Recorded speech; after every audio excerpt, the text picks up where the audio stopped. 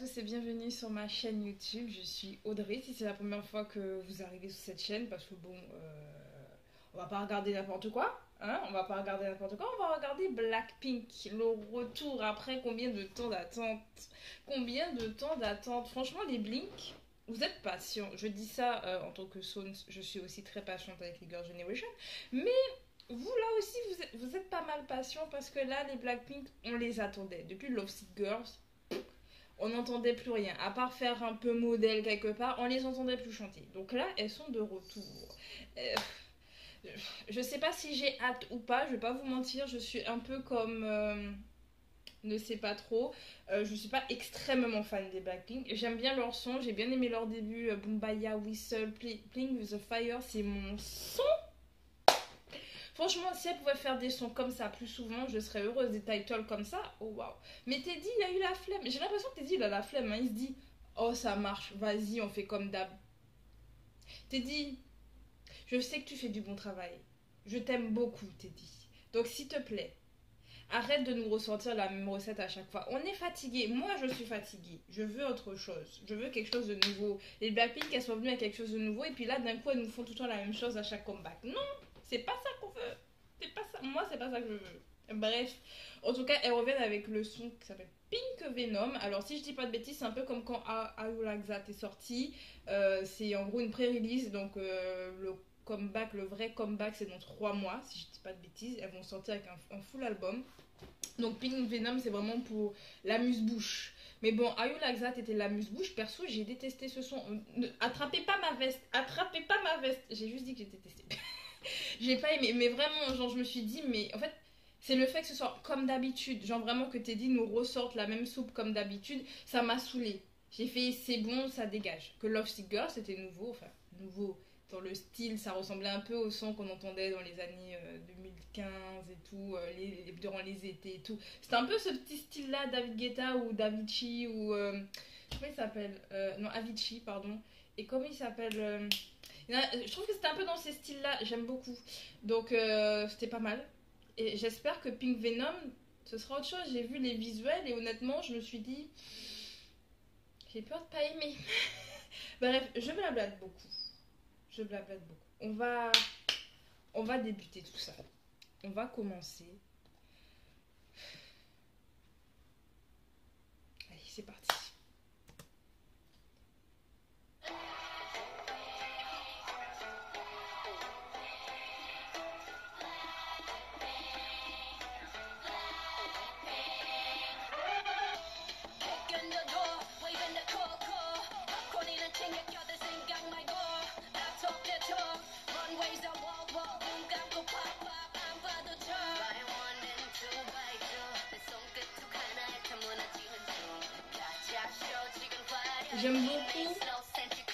J'aime beaucoup le fait... Ah, j'ai pas prévenu pour ceux qui ne vont pas beaucoup sur ma chaîne, je fais beaucoup d'arrêts.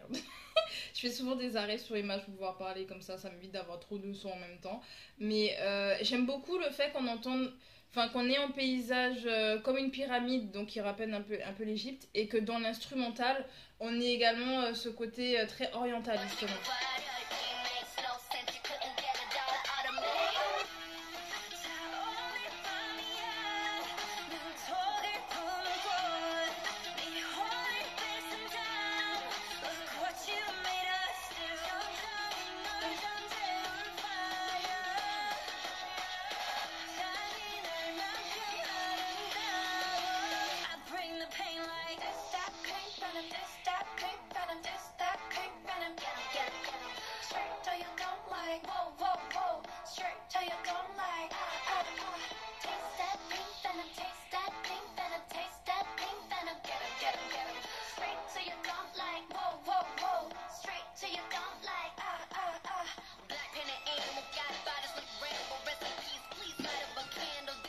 Attends.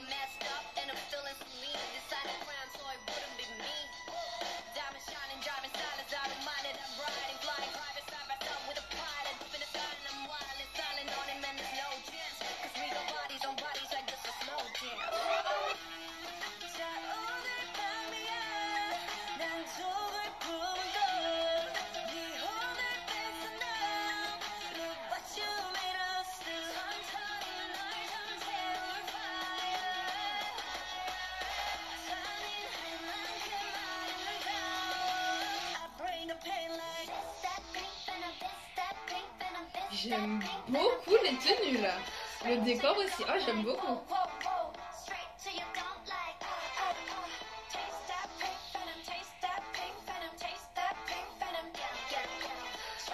On est d'accord, Sumville a dû coûter super cher. Hein.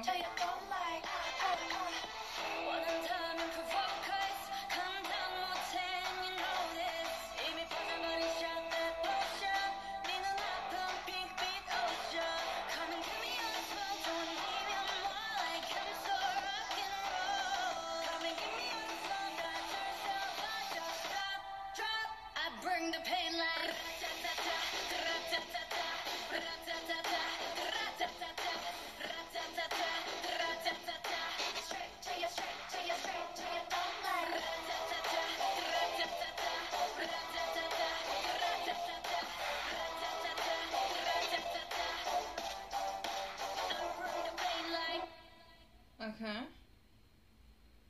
Très bien.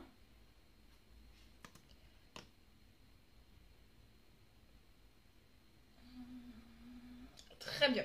Je vais essayer de donner... Alors, je vais pas donner un avis parce qu'en fait, il y a beaucoup de choses qui se passent un peu dans... Au niveau de la construction de la chanson, alors c'est peut-être toujours Teddy qui l'a fait. Enfin, sur la fin, en fait, déjà le refrain. Soyons honnêtes, le refrain, ça fait très ce qu'elles ont l'habitude, sans que ce soit ce qu'on a d'habitude, c'est-à-dire que... Bon, là, on a eu des phrases, on a eu un peu plus de phrases, mais souvent, on a des onomatopées. On a plus d'instrumental que de mots, d'ailleurs, très souvent dans les refrains. Et sur la fin, ça explose un peu. Je sais pas si vous voyez, genre, comme si tous les instruments, parce qu'on entend différents styles dans une chanson, enfin, très souvent avec les Blackpink, si on prend I You Like That, du ou quelque chose comme ça, il y aura peut-être...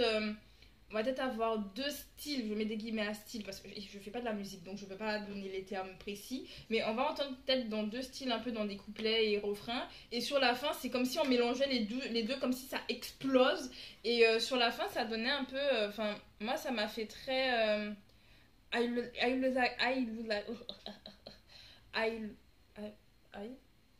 like that. Ouh là là, et c'était difficile.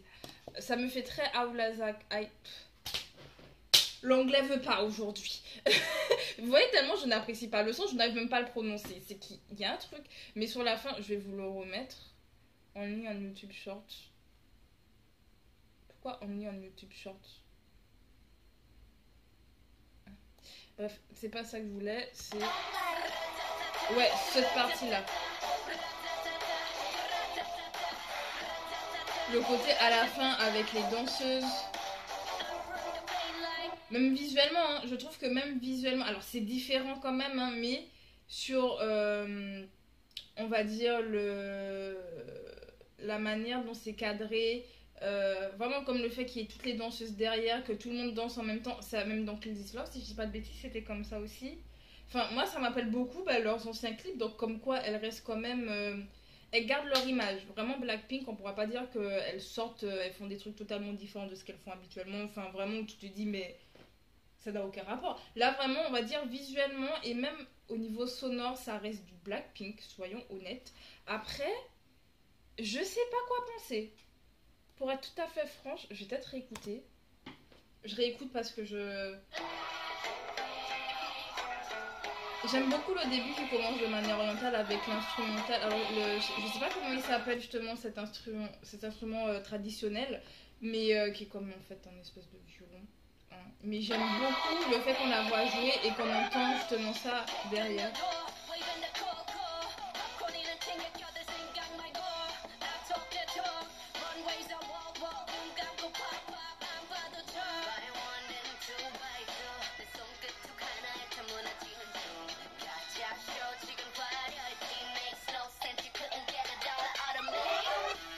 Je trouve que là, quand Lisa elle intervient, c'est plus doux son rap que Jennie quand elle arrive vraiment en mode coup de poing, je trouve. Elle arrive d'une manière très agressive, je vous remets. Vous avez vu comment la voiture elle rentre de manière violente. Ben, je trouve dans son rap, justement, visuellement on a cette violence et auditivement, la manière qu'elle arrive, je trouve très dur. Entre guillemets dur, hein. Et c'est pas un... Et après, Lisa, elle arrive de manière un peu plus... comme un serpent. j'ai envie de dire, un peu comme un serpent. Vous voyez, surtout avec l'instrumental, je trouve que ça joue beaucoup, hein. Mais elle arrive de manière très... Quand je dis serpent, c'est très sensuel, en mode elle glisse. C'est-à-dire que Jennie, elle arrive comme on le voit avec la voiture qui débarque très brusque, pour après revenir, surtout sur l'instrumental, un peu plus doux avec son rap aussi. Parce qu'elle aurait pu continuer. Moi, je m'attendais à ce que, auditivement parlant, elle continue sur la même lancée que Jennie.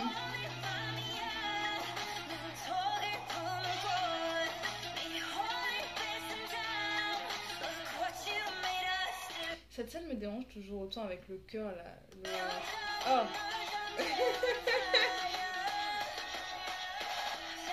Par contre, je comprends pas l'histoire du clip. Hein. Je vais pas...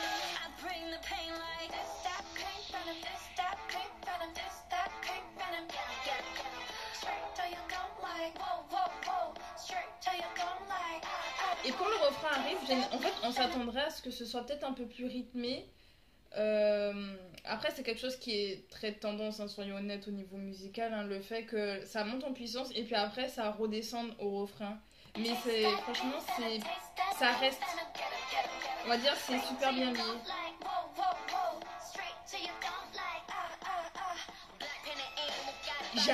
J'adore la transition. Oh, je fais pas de la musique comme j'ai dit, mais j'écoute beaucoup. Moi, j'adore les instruments. J'aime trop écouter l'instrumental en fait. Ça, c'est ma passion. Audrey, passion instrumentale, waouh. Mais quand vous entendez à la fin, elles font fiou, fiou, comme les DJ à l'époque dans les années 90, justement, quand ça a commencé à prendre de l'ampleur, justement, le fait d'être DJ. Et qui, justement, le fait sur la platine, le ti. Et qu'après qu'elles arrivent avec un style plus, justement, rap années 90, c'est hyper bien fait, musicalement parlant et même au niveau visuel.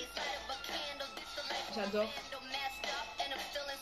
Et vraiment, c'est le style, si vous écoutez les raps des années 90, peut-être années 80, je sais plus, mais en tout cas de l'époque, hein, au niveau instrumental, vous allez retrouver exactement les mêmes influences en fait. Alors, je sais pas c'est quel instrumental qui fait. Attends. Là, on entend derrière. En fait, ça a remplacé ce qui faisait oriental, mais de manière un peu plus rap. Je sais pas si vous comprenez. Peut-être que vous comprenez même pas ce que je veux dire.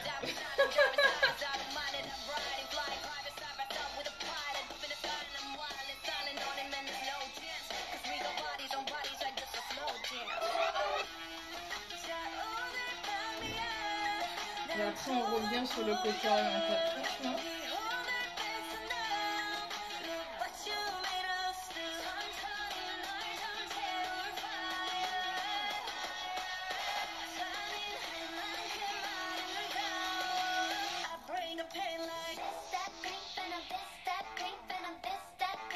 Non mais les transitions visuelles, elles sont incroyables. Hein. Ouais, soyons honnêtes. Lisa est incroyable. Elles sont toutes incroyables, hein, mais gros coup de cœur pour Lisa. Je vois qu'elle.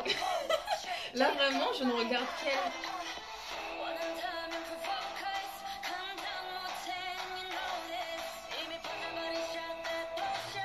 J'adore ça.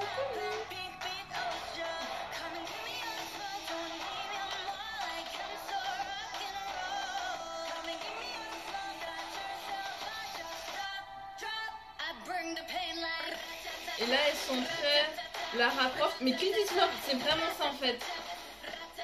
Ça me rappelle beaucoup Kill This Love. Les tenues, les pas de danse. Et la manière dont c'est filmé la fin.